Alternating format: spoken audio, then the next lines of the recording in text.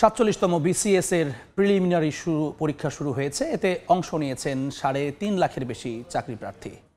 সকাল ১০টা থেকে পরীক্ষা শুরু হলেও ১ ঘন্টা আগে থেকেই কেন্দ্রে প্রবেশ করেন পরীক্ষার্থীরা। ঢাকাসহ দেশের ৮ বিভাগীয় শহরের মোট ২৫৬টি কেন্দ্রে একযোগে এই পরীক্ষা চলছে। ২ ঘন্টাব্যাপী পরীক্ষায় সময় শেষ হওয়ার আগে কেউ হল ত্যাগ করতে পারবেন না। তবে প্রতিবন্ধী শিক্ষার্থীদের জন্য থাকবে ২০ মিনিট অতিরিক্ত সময়। প্রিলিমিনারিতে জালিয়াতি অনিয়ম ঠেকাতে কাজ করছেন ১২০ ম্যাজিস্ট্রেট। ৪৭তম বিসিএসে মোট শূন্য ক্যাডার পদের সংখ্যা ৩,৪৮৭ আর নন ক্যাডার পদের সংখ্যা ২০১। এই বিসিএস থেকে মোট ৩,৬৮৮ জনকে ক্যাডার ও নন ক্যাডারে নিয়োগ দেওয়া হবে।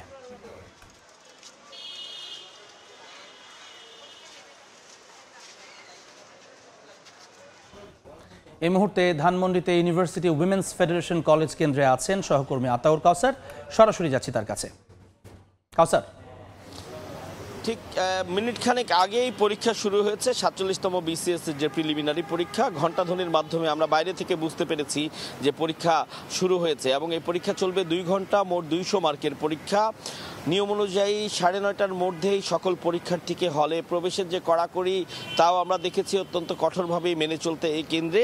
৯:৩০টার পরে যারা এসেছে তাদেরকে অনেককেই অনুৎসাহিত করা হয়েছে বা ঢুকতে দেওয়া হয়নি, এবং ৯:৩০টার আগে যারা এসেছে তাদেরকে খুবই কঠোর নিরাপত্তার মধ্যে তাদের যে আনুষঙ্গিক যে চেক, সে চেকগুলো কমপ্লিট করে ঢুকানো হয়েছে। আনুষঙ্গিক চেক বলতে আমি বোঝাচ্ছি যে এখানে পরীক্ষার্থীদের বিশেষ কিছু নির্দেশনা রয়েছে পরীক্ষার্থীদের প্রতি। কেউ যেন মোবাইল সাথে না আনে, কেউ যেন ডিজিটাল কোনো ডিভাইস সাথে করে না আনে, কারো হাতে যেন কোনো ধরনের ঘড়ি না থাকে। এবং আমরা দেখেছি এখানে ছাত্র ছাত্রী উভয় পরীক্ষার্থী যারা আছেন তাদের ক্ষেত্রে এই কঠোরভাবে এই নিয়মটি মানতে প্রত্যেকটি কেন্দ্রেই পর্যাপ্ত সংখ্যক আইন শৃঙ্খলা রক্ষাকারী বাহিনীর সদস্য অর্থাৎ পুলিশ রয়েছে। এবং আমরা দেখেছি যে পরীক্ষার্থীরা যখনই প্রবেশ করছেন পুলিশ প্রত্যেককে ফিজিক্যালি চেক করছেন।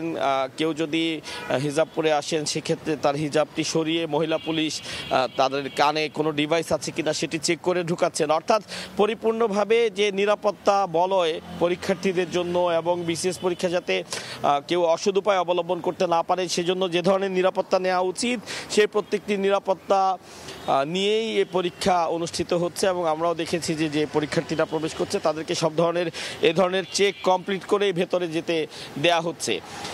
এবং দেখতে পাচ্ছেন যে পরীক্ষার্থীদের সাথে যে সকল স্বজনরা এসেছেন তারা উদ্বিগ্ন হয়েই বাইরে অপেক্ষা করছেন তাদের স্বজনরা যারা ভেতরে পরীক্ষা দিচ্ছেন ভালোভাবে পরীক্ষা দিতে পারছেন কিনা।